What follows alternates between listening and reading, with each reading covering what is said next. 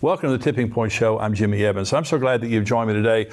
On today's program, I have joining me Pastor Billy Crone, and we're going to be talking about his book and his documentary called Klaus Schwab, the World Economic Forum, and the Coming Mark of the Beast. You're going to want to watch this show today. It is going to be phenomenal. Let me say before we go into this interview, we have our conference coming up on September 16th. It's going to be at Fellowship Church, Grapevine, Texas, 5 minutes from DFW Airport if you're flying in. It's part of the Metroplex. Pastor Ed Young is the pastor there. He is going to be at our conference, as well as Pastor Billy Crone, myself, Dr. Tony Evans. We have Dr. Mark Hitchcock that's going to be there. It's going to be also Rabbi Jonathan Kahn. It's going to be a phenomenal day. We want you to be a part of that.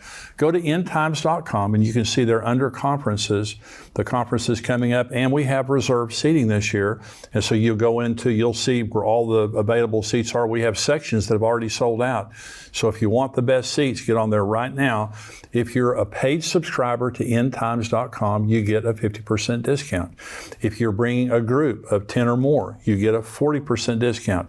And so the discounts are available. So we would love to have you be a part of this. But it's going to be a great conference, especially in the times that we're living in. We need this encouragement to come together, to understand the signs of the times of what's going on. Last year's conference was tremendous. This year's also going to be tremendous. We're expecting it to sell out. So go online to endtimes.com and get your ticket now. Bring some people with you. And if you bring 10 or more, you get a discount. But I have joining me today a special guest, Pastor Billy Crone. He's the senior pastor of Sunrise Bible Church in Las Vegas, Nevada. In addition to being a pastor, he's a gifted author, conference speaker, and teacher. He's written many books on the end times and produced many documentaries. And today we're talking about his new book, Klaus Schwab, the World Economic Forum, and the Coming Mark of the Beast. Billy, thank you for joining me again. Thank you, Jimmy. Thanks for having me on. Well, you're a great friend, and you've been a conference speaker for us. You're going to be speaking again at this year's conference, and you've got a phenomenal topic, a new book that's coming out later that you're going to be talking about. But now you just have a gift of being able to take current events and to understand those in light of Bible prophecy. Yeah. So we're talking here about Revelation 13. There's going to be a mark of the beast. Yep. And we're seeing the development of that. But you particularly, you look at Klaus Schwab and the World Economic Forum, and you see what they're doing as setting all this up, right? Oh, absolutely. And most people will get, when people are starting to hear more about Klaus Schwab. They're starting to hear more about the World Economic Forum. But they may even realize that, hey, wait a second, as crazy as this is, they are using the COVID pandemic as the excuse to basically take over the planet economically. Right. They realize that that's one of the game plans with this great reset, he calls it. They're going to reset the world's economy. They're going to switch to a cashless society. So people are starting to catch on to that. What they're not catching on is the other half of that first half, and that is, it's not just an economic reset. It's not just turning the global economy under their control in a cashless electronic society. They want to biometrically tie everybody on the planet into this cashless digital system that they can control all kinds of things, including buying and selling, which where have I heard that before? Yeah. That's Revelation 13. And so I'm convinced that what these guys are doing, whether they admit it or not, know it or not, whatever, they're building the infrastructure for what God warned about 2,000 years ago called the Mark of the Beast system. So Klaus Schwab has a connection with Hitler. Oh, yeah. So talk about that. Yeah. Well, he grew up in Hitler's world. If you ever wonder what Klaus Schwab is up to, what's really behind his agenda, just go back and do a quick study on Hitler. Do a study on the Third Reich, all the things that Hitler did and wanted to do if he had won World War II. And in a nutshell, I'm not joking, it's not hyperbole, that's what Klaus is now bringing to the whole planet. And it's not a surprise when you look at his background. He was born in Ravensburg, Germany. He grew up in Hitler's Germany. Klaus's dad, Eugene, was a friend of the Nazis. He ran a factory, and he also helped the Germans to make armament and things of that nature. He also used slave labor, POWs, which brings to light his phrase, Klaus's phrase today for the planet, you'll own nothing, be happy. Yeah. Like a slave POW camp, slave labor person.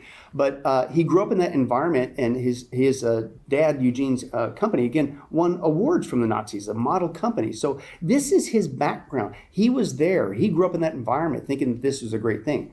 So in 1971, he begins to establish this thing. It was originally called the European Management Forum. And in a very short amount of time, in 1971, he was able to amass a lot of people from around the world. And then in the 80s, he changed it to what we have today, the World Economic Forum. And that began to tell you really what the goal was. Right. It wasn't just helping Europe with their management of their economic, it really is a plan for the world. And his plan for the world is to basically bring what Hitler wanted to do and the tyranny that he only got as far as Germany to the whole planet. Now, really what you should call what he's doing is the rise of the Fourth Reich. But you can't say that because it's too obvious, right? So I'm not joking. You'd think he'd scramble it up a little bit better. He calls his program not only the Great Reset, we're familiar with that, but the other term he uses all the time is called the Fourth Industrial Revolution. Yeah, there you go. Well, it really is the Fourth Reich, but you got to scramble it up a little bit. And basically his vision for the planet, I call it a Hitlerian vision, is he wants to, because after all, they're the elites, they have the power, right. They own everything and all that stuff, and it's their job to be stewards of the planet. And he even admits on tape that that's what they want to do. They're making the decisions to steer the planet. But what they want to do is they want to bring in this cashless economic system. They want to tie everybody into it with microchip technology. They'll control everything, buying and selling. He's really big on the brain chip, right? Which just happens to be one of the two places that people will receive the mark, right hand or the forehead. In fact, if you want to watch this video, this is Klaus Schwab in 2016 admitting on tape that just like we get used to, we've gotten used to having microchips in our clothing to track our every move, the next thing is going to be a brain chip. But this is about a 30-second clip. Great, let's watch this. Au bout de ça, on parle de puces qu'on pourra s'implanter. Ce sera quand ça? Certainement dans les 10 années à venir. Et d'abord, on va les implanter dans nos vêtements, c'est-à-dire wearables, comme on le dit. Et après, on pourrait s'imaginer qu'on les implante dans nos cerveaux ou dans notre peau. Et à la fin, peut-être il y a une communication directe entre notre cerveau et le monde digital. But again, this is not a conspiracy theory. That's the actual interview. But he admits that just as we got used to having microchips in our clothes to track and tag, that one day, and he always seems to point to the head, the brain chip, right? And he did it himself. Now, here's what's wild. You're going like, well, maybe that was just a fluke. No. The very next year, 2017, at the World Economic Forum, he's interviewing Sergey Brin. Sergey Brin is one of the two co-founders of Google, who, by the way, is developing the AI. Wow. One of the AI developers who is going to run the back end of this matrix that they're building, because you got to think about how are they going to, they're going to tie everybody into this cashless digital system, merge it all together, control people's buying and selling. It's on a global basis. You can't hire enough people to run the back end. Well, that's where AI comes in. AI is going to run the system. That's why they're big on AI, because it's superhuman. Oh, yeah. Right? So anyway, so he's talking in this interview with Sergey Brin, and he admits on it, he goes further deeper, and this is the next year, 2017. And he admits, he goes, and one day soon, and he waves to the audience, he goes, we're all going to get these brain chips. And then he goes further. It's not just the controlling what you're buying and selling. He says, and for instance, we will be able to know how, for instance, how you respond to this talk that Sergey and I are having right now in real time. Okay, but again, it's not a conspiracy. It's on tape. Watch this. Admit that plan. There you go. What's this? Can you imagine that in 10 years when we are sitting here, we have an implant in our brains, and I can immediately feel, because you all will have implants, and we measure your brain waves, and I can immediately tell you how the people react, or I can feel how the people react to your answers. Is it imaginable? I think that is imaginable. So again, it's not a conspiracy theory. This is why we love to share these clips, because you're talking about things that if you were to just have a verbal conversation with people, they look at you like you got some sort of tinfoil triangle hat on and you've gone off the deep edge. But this is why it's a lot more work. But we share the videos, and of course we transcribe them for the book. This is really what these guys. Well, and this is one of the things I appreciate, because in your books you use their dialogue. You know, and you're showing what they have said, and then in your documentaries, and you and I've done a couple of projects together for Daystar, and you were showing these clips. This is what they're saying. Yeah. It's not made up. No. And I liked what one guy had said. You go like, well, why would they tell you in advance? Because evil likes to brag. Right? Yeah. And I'm going, ooh, that's a good line. I have to use that. So, but the other thing too is these guys, I think they're so far along the trail.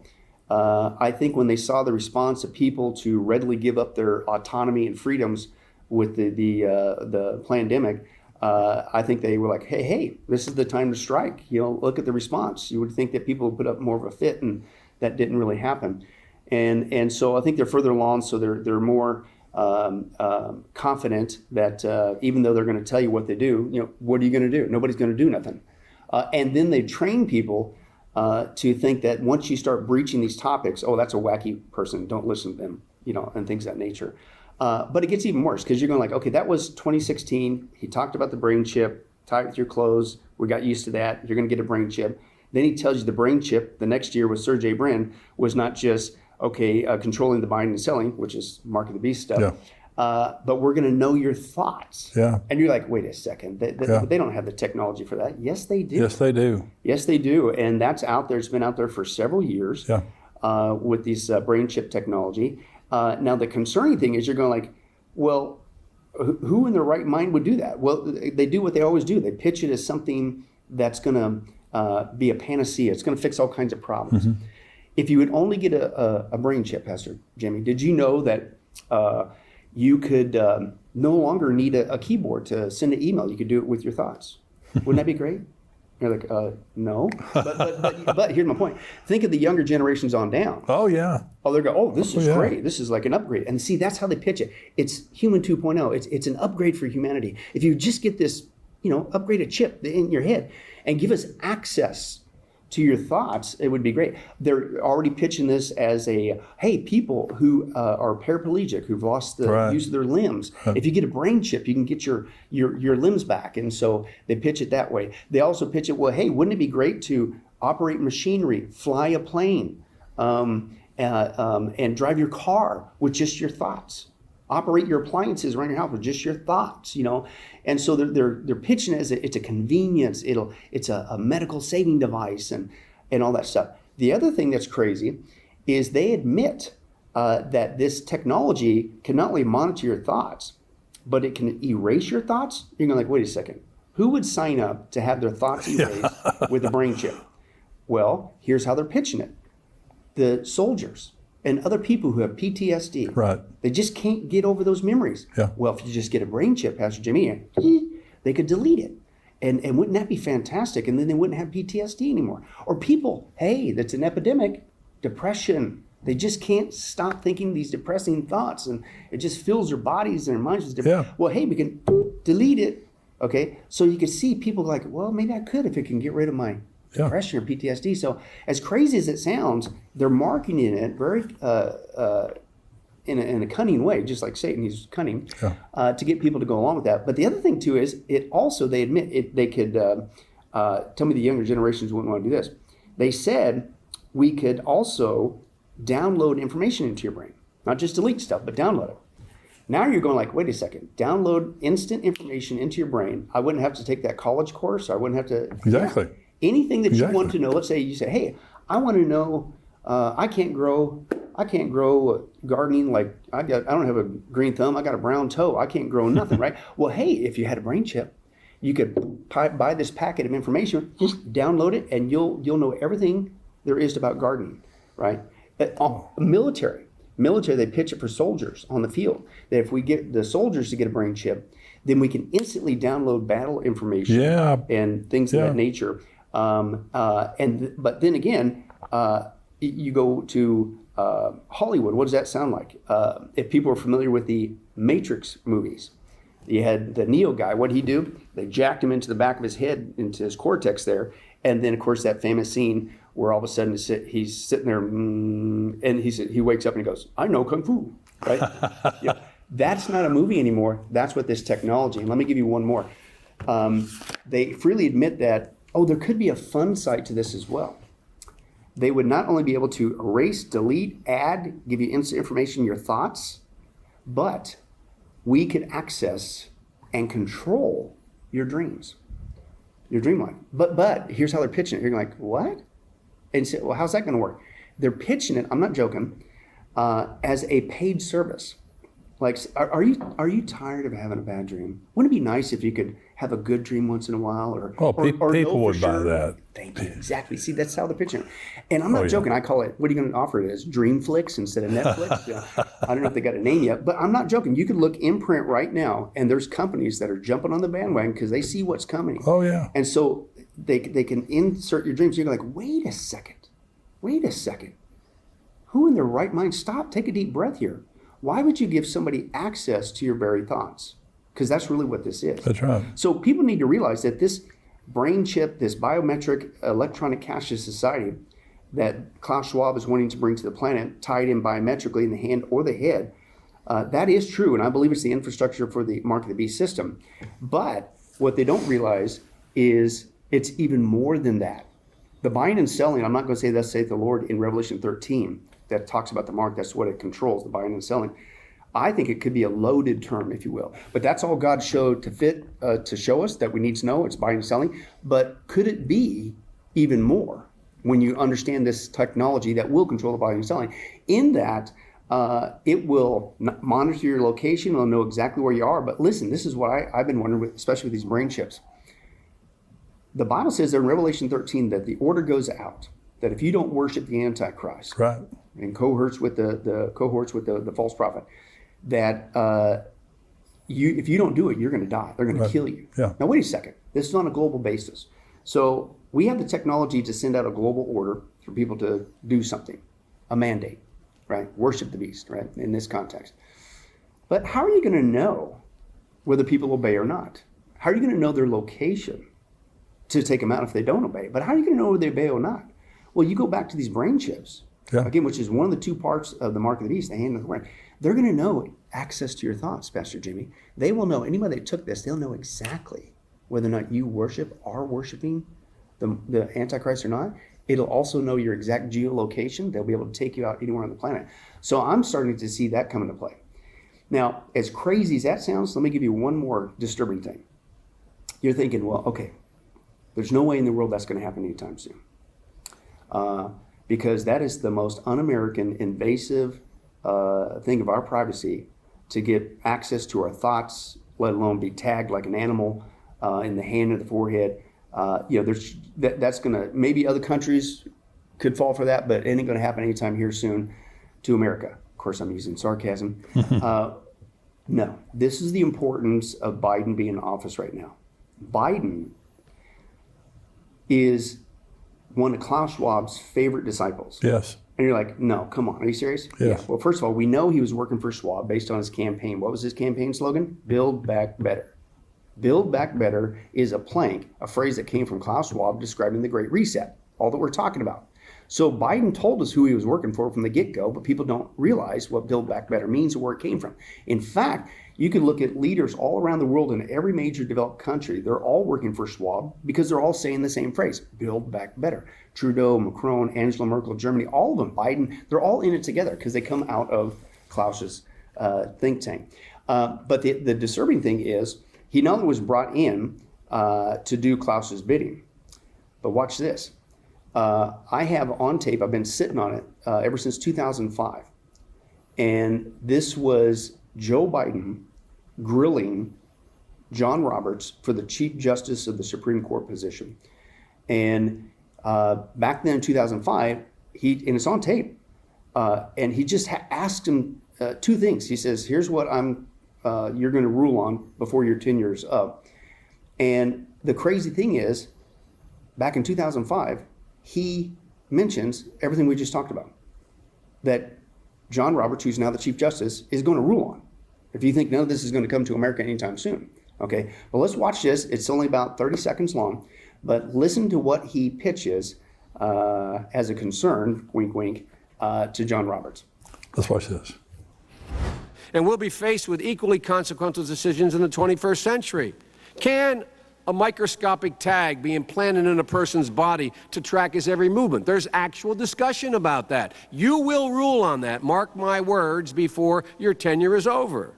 Can brain scans be used to determine whether a person is inclined toward criminality or violent behavior? You will rule on that. So there it is, not a conspiracy.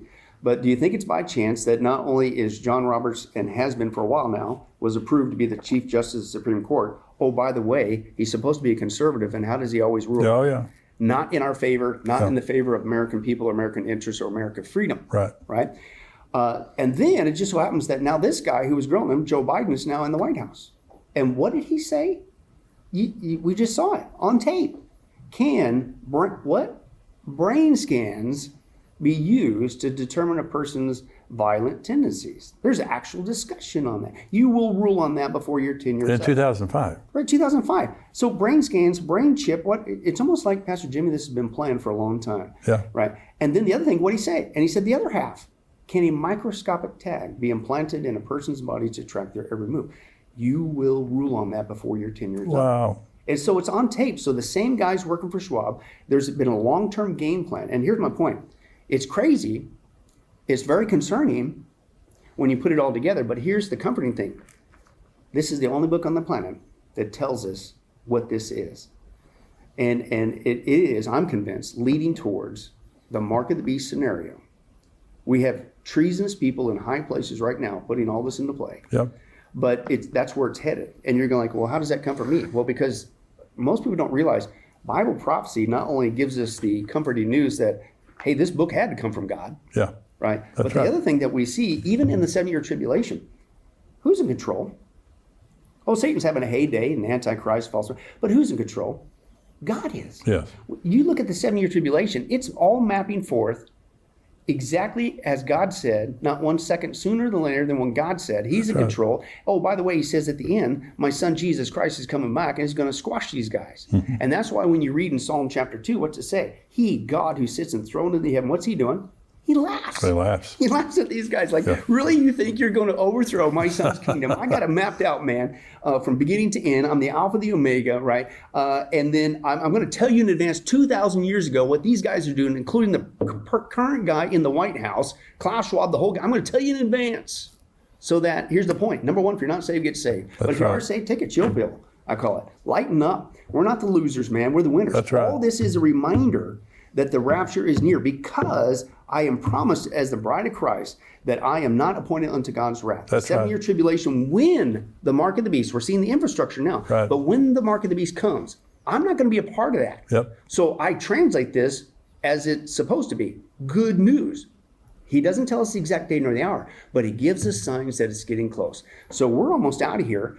And so my point is, it's not a time to be fearful, it's a time to be faithful. Yeah. Let's get out there as Christians Absolutely. and share the gospel, man, and then get excited. We're supposed to long for his appearing. Yeah. Why? Because last time I checked, Jesus coming and getting us, that's kind of best case scenario. Absolutely. So why are we afraid of that? So all this is really, as concerning as it is, it's news for the Christian. Our departure's near. So bride, look up, get excited, but finish strong. Because when the rapture happens, he's going to find you doing something. And if that thought made you uncomfortable, that means you're off track. Yeah. So get back on track. But if you're watching this, listening to this, and you're not saved, you better get saved right now. You don't want to be left behind for this. Absolutely. The most important decision you make in all of eternity is to make Jesus your Lord and Savior. And I'm sure there are people watching right now, listening, and they need to make that decision. It's just a very brief. But Billy, why don't you lead a person that's watching right now or listening, why don't you just lead them in a short prayer to receive Christ? Sure, let's pray. But if that's you, pray with me. Dear Jesus, I know that I'm a sinner. And I know I cannot get to heaven on my own. I'm disqualified. But I heard of your love today. And I acknowledge that you died on the cross for me, paying the price for all my sins to be completely forgiven. I trust in you and your work alone on the cross to save me. I confess you, Jesus, as Lord. I believe in my heart that God is the one who raised you from the grave. And I thank you for forgiving me and taking me to heaven. In Jesus' name, amen. Amen. Thank you, Billy. If you prayed that prayer, Jesus came into your heart, you're born again, you're going to live all of eternity for him. My encouragement to you is go to a church, a local church, a Bible preaching church, Bible believing church. Tell somebody what you've done, be water baptized, and help them to help you take the next steps in your faith in God. Billy, I did a show a few weeks ago. This is the year of AI. 2023 is the year, and it's shocking. It's shocking. Yeah. And I've been listening to a lot of to Elon Musk talk about, Larry Page and all the different people involved in this. They're all concerned. Yeah. They all have questions they can't answer. And Elon Musk was doing that interview with Tucker Carlson, and he kept talking about the dangers of AI. And finally, Tucker Carlson looked at him and said, "Well, be specific. What's your greatest concern?" And he said, "Mass disinformation." He said, and this is all their concern, because AI is smarter than all of us. And he said AI could begin to send out social media that we would not know was from AI to deceive the nations. And my comment in that was, I believe that AI has announced the presence of the Antichrist. I believe it's not just the Antichrist spirit is here. I believe that Klaus Schwab and the World Economic Forum, these people have been working at this for a long time. But what we see now is we see a world where the world leaders, including our president, are very, very zealously trying to implement this. And we have the technology now that it could be just a few years away, where they can plant that chip, read your thoughts, track you, and all that kind of stuff. Oh, I agree. And AI is something that I'm convinced it's not coming, it's already here. And it's here in many different forms. The irony is the same people like Elon Musk and others who would warn us about AI, including Bill Gates of all people, they're the ones who are helping to develop as fast as you can. And part of it is because there's a race for AI. And they know that whoever builds to use the vernacular, the biggest, baddest AI on the planet, which will then in turn take control of the other AIs, you rule the world. That's right. And they admit that. But my point is the prophetic significance of AI is, I believe until AI came into existence, which is here now, you cannot have a Revelation 13 scenario. And you're like, well, what do you mean? Well, again, back to the buying and selling aspect. We have the technology to microchip everything, every product, every person, everything on the planet. We have the satellite technology, the communications technology to read it. We have the internet technology to create the matrix to tie it all together in a seamless thing that they call the IoT or Internet of Things to tie everybody together. But again, you can't hire enough people to do that. What are you going to have? A billion people behind computer screens going, hey, there's what John Smith's doing, I better report that. And so my point is, until AI came along, you couldn't pull off Revelation 13, basically the micromanaging of the planet. And that's what Revelation 13 is all about. But guess what? You can now, because AI is here now. Someone was asking me about when President Biden became president. And you've mentioned him a lot. This is not a political program, but we talk about the realities of what's going on. And President Biden is, his policies are troubling to say the least. But someone asked me when Donald Trump lost the last election, which was shocking and disappointing to a lot of people, because President Trump was best friend of Israel. He did things that recognized Jerusalem as their capital. He fulfilled many of the promises that he made. The best friend that Christians have ever had in the White House. And so, and when he lost, some people were asking me, why do you think God would allow that to happen? And my response was, it's the end times. I don't believe that there could be a person in the White House right now that could cooperate more with the Antichrist agenda than Joe Biden. Well, let me add some proof to that. Let me share with you one more clip. This is about maybe a minute long or so. And this is in 2016, the same year that Klaus was talking about the brain chip thing. And then later the next year with Sergey Brin. This is Joe Biden again at the World Economic Forum. Klaus basically admits that Joe Biden is one of his favorite disciples. He's been one of the most faithful guys throughout all the years, right? And then Joe Biden gets up and he talks about the importance that he's on the same vision with Klaus about the new coming digital world. But watch this. Wow. I'm very honored and pleased to introduce the Honorable Joe Biden, the Vice President of the United States. I'm so pleased to see you back here in Davos, because I remember you came here as a senator, you came here as the chairman of the Foreign Relations Committee of the Senate. And I have to say, in my memory, you were one of the most engaged and hardest working participants here at the annual meeting. You've written extensively on the topic that you've asked me to speak to. Mastering the Fourth Industrial Revolution. This fora defines that as change fueled by a digital revolution. So again, right there on tape, no conspiracy theory, but now the same guy who said what you just heard, right? What digital world is he talking about? Gee, I wonder, right? But the same year Klaus was talking about these brain chips, and then Klaus admits this isn't just some casual person, Joe Biden, coming to the World Economic Forum. What'd he say? He's been one of those faithful devotees the whole time. Yeah. And do you think it's by chance that now he's in office? No, Klaus plants these people all over the world in every major developed country. And then you think about it, like one guy says, he said, how is it that these people in these countries, like let's say Trudeau, people do not like the guy, his own citizens do not like the guy, but how do these guys keep getting reelected? Yeah. It's because there's an agenda. Yeah. And the agenda is Klaus has to have, I call them his SS agents, in the world to begin to pull off his agenda. But you can see there on tape that if you don't think that Joe Biden's going to do the bidding of Klaus Schwab, you got your head in the sand. Well, and that's what I love about your book and your documentary. And I want to encourage everybody, getalifemedia.com is your website. Yeah. And they can get the documentary there, they can get the book there? Yeah. Okay.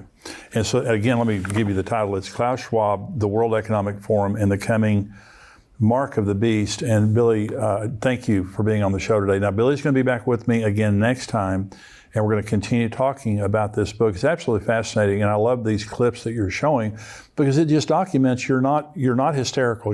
This is not a conspiracy theory. You're just saying what they're saying. Right. You're exposing what they're saying.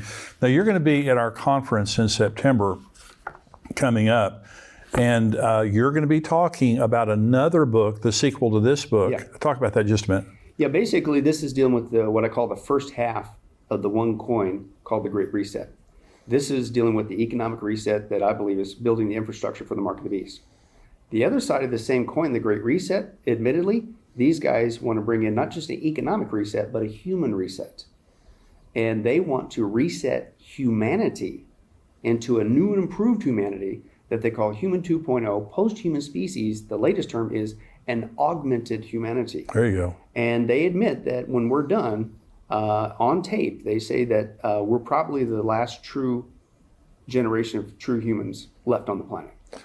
Well, so Billy's going to be with us at our conference. He's going to be talking about that. You want to be a part of it, be sure and go to endtimes.com and sign up for the conference. Exactly like Billy said, when you see all these things, Jesus said, when you see all these things begin to happen, look up, lift up your head, your redemption is drawing near. Mm-hmm. And so we need to be encouraged, not discouraged. The other thing is, when we talk about politics and elections, we need to vote. We need to be active citizens, praying, witnessing for Jesus, voting, being active part of our society to occupy until Jesus comes. And so none of this is designed to get you discouraged to where you don't do anything.